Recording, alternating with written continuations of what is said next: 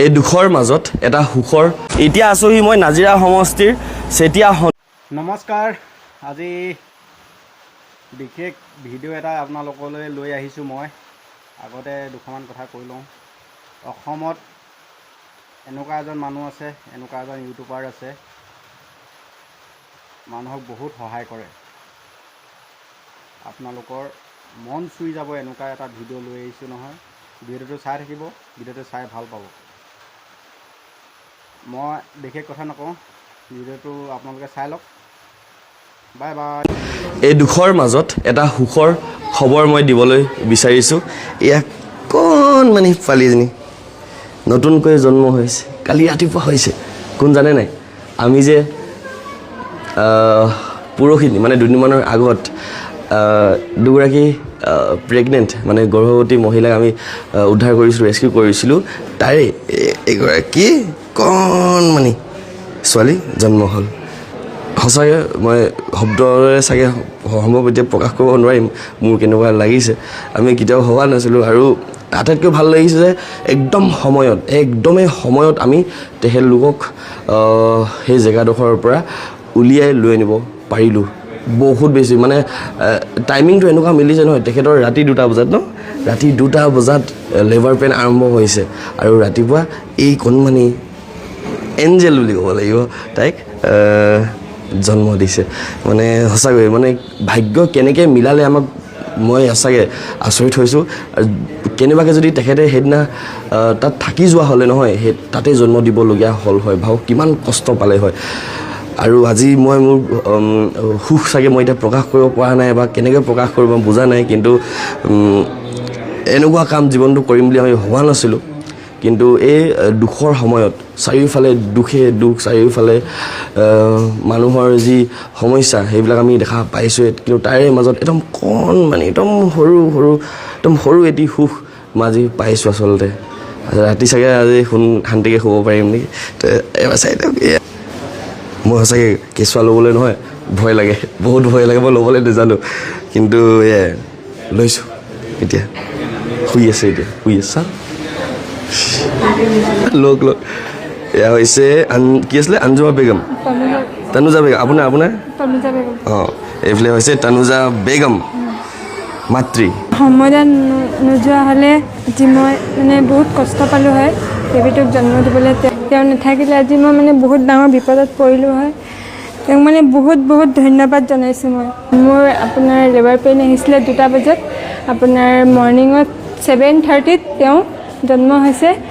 তাৰপৰা আপোনাৰ আৰু তাইক পালোঁ মই, ভাল লাগিলে। দিব পাৰিম? চিয়'ৰ? অ'কে, একদম চিয়'ৰ ন? একদম পাৰ্মিশ্যন আছে? ফুল মাক দেউতাকৰ পৰা পাৰ্মিশ্যন আছে? ঘৰৰ মানুহ পাৰ্মিশ্যন আছে? নাম দিয়ক।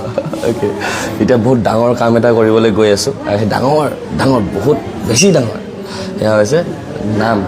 কি নাম? মই ভাবিছোঁ, আমি বহুত ডিছকাশ্যন কৰাৰ পাছত এটি নাম আমি ভাবি পাইছোঁ। সেয়া হৈছে নিৰ্জু। একদম চুইট এণ্ড চিম্পল নিৰ্জু, শান্ত। মানে আছে ঢেৰ মিনিং আছে, কিন্তু তাই নিৰ্জু খাতুন হ'ব ন। অঁ, এতিয়া মাক বাপেকে মাতিব নাজানো, কিন্তু আমি ৰাখিছোঁ জাষ্ট টকেন অফ লাভ বুলি কয়। এনেকৈ কৰে ন, এনেকৈ কৰিলে মই জীৱনটো কৰি নাই মই ফাৰ্ষ্ট টাইম। ইয়াতে ৰাখোঁ ন? অঁ, ইয়াতে ৰাখিছোঁ। এইটো এনেই দেই। অঁ, এনেকৈ সুধিছোঁ এনেকৈ। অঁ, তেতিয়াহ'লে তাইৰ নাম আমি এতিয়াৰ পৰা মাতিব পাৰিম নিৰ্জু। ঘৰত মতা নাম বুলি ক'ব পাৰি ন? একদম ঘৰত মতা নাম। সেইটো আটাইতকৈ ভাল লাগিছে, সুখী হৈছোঁ। এইকেইদিন যথেষ্ট মানে আমাৰ কষ্ট বুলি মই নকওঁ, কিন্তু যথেষ্ট কিছুমান এনেকুৱা দৃশ্য দেখা মই মনত বহুত আঘাত পাইছিলোঁ। কিন্তু এই একদম সৰু সুখ এটি আজি মই পাইছোঁ বুলি ক'ম। ধন্যবাদ সেইফালে যশোদাক, কাৰণ তেখেতে আমাক খবৰ দিলে ৰাতি 11:30 খবৰ দিছিলে। আমি যোৰহাটত আছিলোঁ, আমাৰ কাংকান ধেমাজিত ষ্ট'ৰ কৰি পেলাই আমি বস্তু কিছুমান পেক কৰাই আছিলোঁ, সেইবিলাক উঠাই আছিলোঁ। তাত খবৰ দিলে আমি আহিলোঁ, তেখেতৰ বাবেহে গম পালোঁ। সেইকাৰণে তেখেতৰ নামটো নল'লে মোৰ ডাঙৰ এটা থাকি যাব আৰু মানে গিল্টি ফিল কৰি থাকিম। আৰু বিশেষকৈ ধন্যবাদ মই ডক্টৰ গৌৰৱ চৌধুৰী, তেখেতক মই ধন্যবাদ জনাব বিচাৰিম। তেখেত হৈছে পিডিয়াৰ ডিপাৰ্টমেণ্টৰ। আৰু তেখেতে আমাক যোগাযোগ কৰি, তেখেতৰ কণ্টেক্ট আছিলে ক'ত কি যোগাযোগ কৰিলে। ইমান ব্যস্ত সময়তো তেখেতে আমাক শিৱসাগৰ চিভিল হস্পিটেলত কণ্টেক্ট কৰাই পেলাই ইয়াতে গোটেই ব্যৱস্থাখিনি কৰিলে। সেইকাৰণে আমি এই দুগৰাকী গৰ্ভৱতী মহিলাক আমি ইয়াত এডমিট কৰাবলৈ সক্ষম হ'লোঁ। সেইকাৰণে মই শিৱসাগৰ চিভিল হস্পিটেলৰ লগতে ডক্টৰ গৌৰৱ চৌধুৰী তেখেতক মই ধন্যবাদ জনাব বিচাৰিম লগতে জজেইটাক লগতে আমাৰ গোটেই টীম যিসকলে কষ্ট কৰি আছে ইমান ৰাতি মোক ইমান সময় দিছে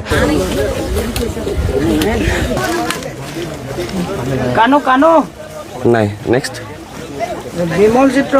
আমি এতিয়া আছোঁ শিলাহাকু চুমনি গাঁৱত ইয়াৰ কিন্তু ডিষ্ট্ৰিবিউশ্যনটো অলপ বেলেগ ধৰণৰ অলপ ছিষ্টেমেটিক ৱাইজ কৰিবলৈ চেষ্টা কৰিছোঁ দাদাই নাম মাতি কৈ আছে আমি এনেকৈ দি আছোঁ লাষ্টত যদি কাৰোবাৰ নাম লিখা নাই তেওঁলোক নিজে আগবাঢ়ি আহিব লাগিব আৰু ইয়াত জাষ্ট মই প্ৰথম আমাৰ যি ৰেচন বেগত আছে সেইখিনি দি পেলাই এটা ছিষ্টেমেটিক ৱাইজ এইফালে আমাৰ এডাল ডাইপাৰ ষ্টে ফ্ৰী এইটো চাইডে পেণ্ট হাফ পেণ্ট মানে মেলছৰ কাৰণে তাৰপিছত নাইটি আছে তাৰপিছত ইনাৰ ৱেজ আছে এইফালে ডেট্ৰল এইফালে মাস্ক আৰু এইফালে পানী দাদা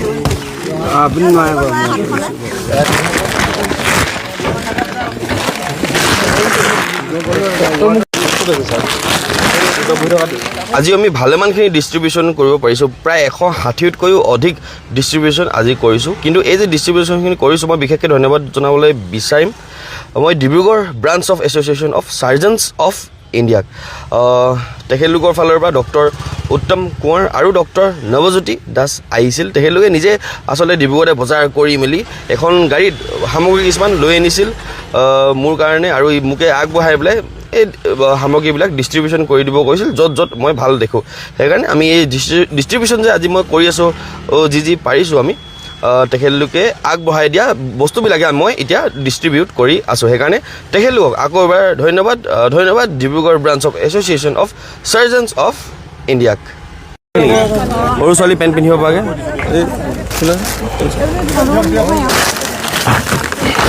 এতিয়া আছোঁহি মই নাজিৰা সমষ্টিৰ চেতিয়া সন্দিকৈ গাঁৱত ইয়াৰ পানী লেভেলটো নহয় লাহেকৈ আকৌ বাঢ়িছে মানে কিমানখিনি বাঢ়িব সেইটো আমি নাজানো কিন্তু ইয়াত যেতিয়া আমি উপস্থিত হৈছোঁ আমি গম পাইছোঁ যে পানীৰ লেভেলটো আকৌ বাঢ়িবলৈ আৰম্ভ হৈছে তো এয়া এটা চিন্তাৰ বিষয় গতিকে আজি আমাৰ 4টামান টিপ হ'ল একদম ছাকচেছফুল টিপ 4টা ধুনীয়াকৈ হ'ল য'তে ইয়াৰ লগতে পাছফালে যিমান আমাৰ ভাইটিহঁত আছে খুবেই কষ্ট কৰিলে এইফালে বাইদেউসকলো আছে তেখেতলোক যথেষ্ট কষ্ট কৰিলে সেইকাৰণে বহুত বেছি ধন্যবাদ আজিও ভালেমানখিনি আমাৰ কাম হ'ল আৰু কি কৰিব পাৰিম চাম লাহেকৈ আপডেট দিম আকৌ লগ পাম মোৰ ভিডিঅ'টো চাই কেনেকুৱা পালে আপোনালোকে কমেণ্ট কৰি জনাব আজিলৈ বাই বাই